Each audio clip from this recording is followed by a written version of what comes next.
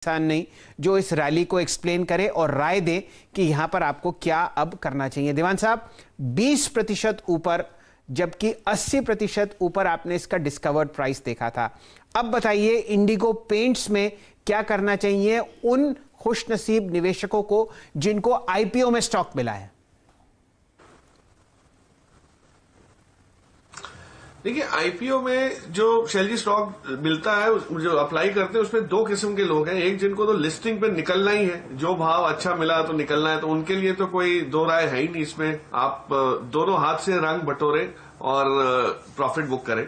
But जो long term investor हैं उनके लिए एक विकल्प ये है कि आज ना निकले और इसको आप अपने लॉन्ग टर्म पोर्टफोलियो में रखें। और इसमें ये जो मोमेंटम आया है, इससे ये साफ जाहिर है कि डिमांड सेकेंडरी साइड पे भी इसकी इतनी ज्यादा है इस स्टॉक की, क्योंकि लोग एशियन पेंट, बर्जर पेंट, जो ये सारे जो पेंट की कंपनीज हैं जो महंगी है थोड़ी सी, और ये भी महंगी है, वहां से निकल के हो सकता है इसकी परफॉर्मेंस अच्छी होने के कारण इसमें भी एलोकेशन बढ़ाए इंस्टीट्यूशनल लेवल पे। तो लॉन्ग टर्म पोर्टफोलियो में ये रहेगा। मुझे लगता है ये स्टॉक आपको अगले कई सालों तक डिस्कस होगा। तो ये वैसी वाली चीज नहीं है जो कुछ समय बाद एक फिजा चेंज होती है और आप भूल जाते हैं। ये अच्छा खासा आपके प्रोमिनेंट पोर्टफोलियो पिक रह सकती है काफी लोगों की। तो लॉन्ग टर्म में रखने में कोई हर्ज नहीं है। बट लिस्टिंग गेन वाले जो लोग हैं उनके लिए तो ज्यादा सोचने की जरूरत ही नहीं है। पोर्टफोलियो में बने रहें। इन लेवल्स पे आपको इन बैंकों में से सबसे प्रिफर्ड क्या लगता है? आप किसको चेज करना चाहेंगे इस प्राइस पे? HDFC bank all time high trajectory पे, ICICI bank all time high trajectory पे, एक्सिस और इंडसइंड बैंक अभी भी आपको अपने प्रीवियस हाई से एक डिफरेंशियल पर ट्रेड करते हुए दिखाई दे रहे हैं। आपकी अप्रोच?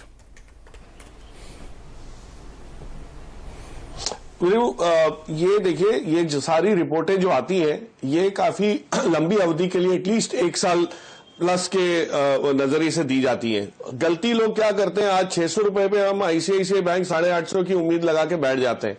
अगर आपको 850 लक्ष्य हासिल होने की कन्विक्शन है, आपको हौसला है, तो आप उसको 500 550 रुपए पे लेने की चेष्टा करें। आज लेना तो जरूरी है नहीं। तो ये भूल जाते हैं, इसीलिए थोड़ा सा यहाँ पे मिसमैच होता है।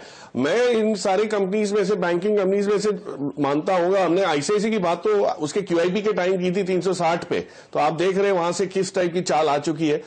अभी एक ही स्टॉक है इन चारों में से जो जहां पे बहुत जगह हुआ है, इंडसइंड बैंक सॉरी। उसका कारण है कि वो अपने लाइफ टाइम हाई से भी बहुत नीचे है। उसमें जो री रेटिंग डाउनवर्ड्स हुई थी वो अब रिवर्स हुई है।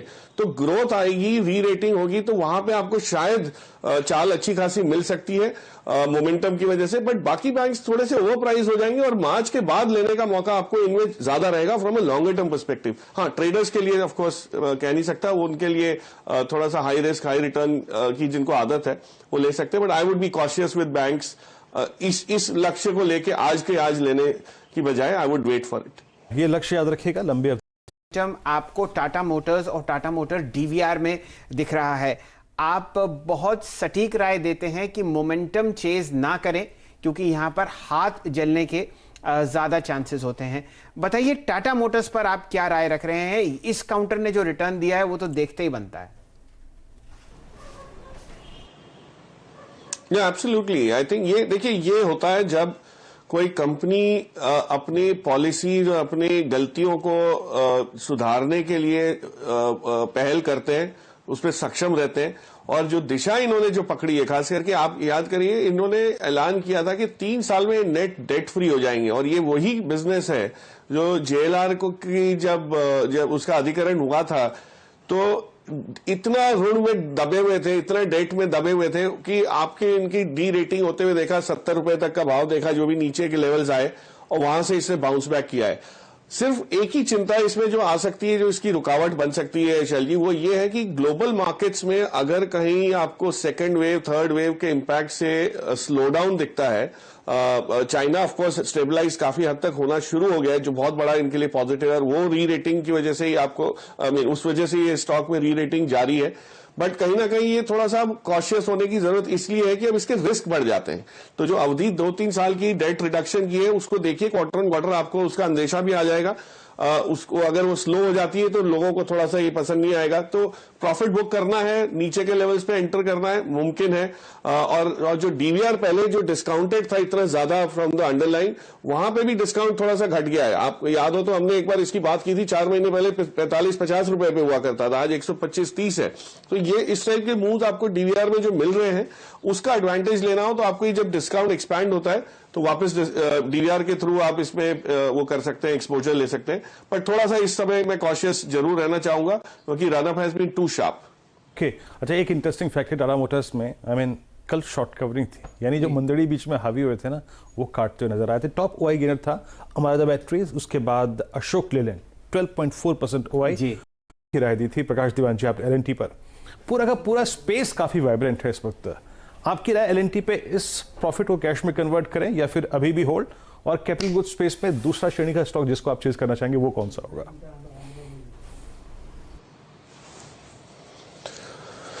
वीरू, बिल्कुल देखिए, एलएनटी एक इंफ्रास्ट्रक्चर के रुझान का एक प्रॉक्सी माना जाता है, एक रिप्रेजेंटेटिव माना जाता है। और बजट के दिन हमने मार्केट खुलने से पहले शैल जी को याद होगा शायद, हमने एलएनटी और अल्ट्राटेक दोनों पे यही पॉजिटिव व्यू दिया था कि ये सेक्टर प्ले करने का बेस्ट तरीका है। अब हुआ ये है कि सभी को एलएनटी चाहिए और एलएनटी अंडर ओन था, तो एलएनटी की जो मूव आई है वो थोड़ी सी डिस्प्रपोर्शनेटली ज्यादा इस वजह से हो रही है कि टेक्निकल फैक्टर्स उसके फेवर में आ गए। यहां से नीचे गिरेगा घटेगा, मैं ज्यादा मानता नहीं हूं बहुत ज्यादा गिरावट आएगी, क्योंकि अभी भी एपेटाइट जितनी है उतनी सप्लाई नहीं है, कोई बेचना नहीं चाह रहा है, लोग लेने वाले अभी भी रहेंगे। लक्ष्य 1800 के और ये सब जो सुमीत बता रही आएंगे, समय लगेगा। इसमें पहले जो 800 से 1200 की जो चाल थी वो आईटी बिजनेस की वजह से हुई, तीनों आईटी बिजनेस ने रंग दिखाया, वो आ गया। अब जो चाल है वो इस अपेक्षा में कि इंफ्रास्ट्रक्चर होगा। इनकी दुविधा कहां आएगी ये मैं समझाने की कोशिश कर रहा हूं कि इसमें इंफ्रास्ट्रक्चर की जो स्पेंडिंग 35% सरकार ने जो अपना बजट बढ़ाया है उसमें एलएनटी के पास they will be spoiled for choice, जिसको अंग्रेजी में कहते हैं कि इतने विकल्प होंगे कि कौन सा प्रोजेक्ट ले और कौन सा छोड़े। उसके बाद इनकी ऑर्डर बुक बनने एक लेवल के आने के बाद ग्रो नहीं हो सकती, क्योंकि जितनी क्षमता है उतना ही काम कर सकते हैं। अब उसके बाद जो इनके वेंडर्स हैं वहां पे आपको ग्रोथ आएगी। पिछले 2 साल में एलएनटी ने जिन कंपनीज को कॉन्ट्रैक्ट दिए, चाहे वो माल सप्लाई करने का हो, ईपीसी के टाइप ऑफ बिजनेसेस हो, ये देखिए आप ढूंढिए, ये बहुत बड़ी अच्छी एक्सरसाइज हो सकती है लोगों को अगर कुछ मेहनत करनी है तो। और वो कंपनीज को बहुत बड़े फायदे में आप उसका साइकिल शुरुआत होते हुए देखेंगे। So I would believe capital goods जिनको एलएनटी काम देता है, एलएनटी जिनसे माल लेता है, इक्विपमेंट लेता है, वहां पे आपको ज्यादा पॉजिटिव वो दिखेगा। L and T will probably be outperformer, but थोड़ी सी अपसाइड कैप होना शुरू हो जाएगी आगे चल के। जी चलिए, ये राय आप दीवान साहब, स्वागत है आपका बहुत। अब आप बताइए किस तरीके से इस ट्रेड को एनालाइज करते हैं। आज लगभग यहां पर आप 13% की तेजी देख रहे हैं 78 रुपए पर। जी शैली, सो स्वाभाविक चीज ये है कि इंफ्रास्ट्रक्चर में हम लोग ने एलएनटी और ये सब दिग्गज नामों की बात तो की, लेकिन इसके अलावा, और आपने मैंने आपको आज सुबह भी जिक्र इसी चीज का किया था कि जैसे पीएनसी इंफ्रा का आपने जिक्र किया, ये जो सेकंड रैंक कंपनीज हैं जो बहुत जल्दी ऑर्डर एग्जीक्यूशन में पड़ सकते हैं, तैयारी में बैठे हुए हैं, वहां पे आपको एक बहुत बढ़िया चाल दिखेगी। और ये लंबे 1-2-3 साल के लिए इसमें एक सेक्युलर मूव दिखेगा। तो ये बजट के टाइम भी मैंने जब बताया था तो आप देखिए वहां से 60 रुपए से मेरे ख्याल से 2 दिन में 30% तो बढ़ ही गया है। बट इसके नंबर्स, इसकी बैलेंस शीट, इसकी जोग्राफिकल फुटप्रिंट, कैपेबिलिटीज, ये सबको देखते हुए मुझे लगता है ये आपको लॉन्ग टर्म बेसिस पे बहुत बढ़िया पोर्टफोलियो पिक बना रहेगा। अभी का जो टारगेट है 77-80 का, ये थोड़ा सा यहाँ पे हो सकता है कंसोलिडेशन आए, but I think it's a very good business in a good spot. Prakash ji, आप यकीन मानिए जब मैं एनसीसी को दिख रहा था तो आपका चेहरा बार बार याद आ रहा था, और आपने अभी नहीं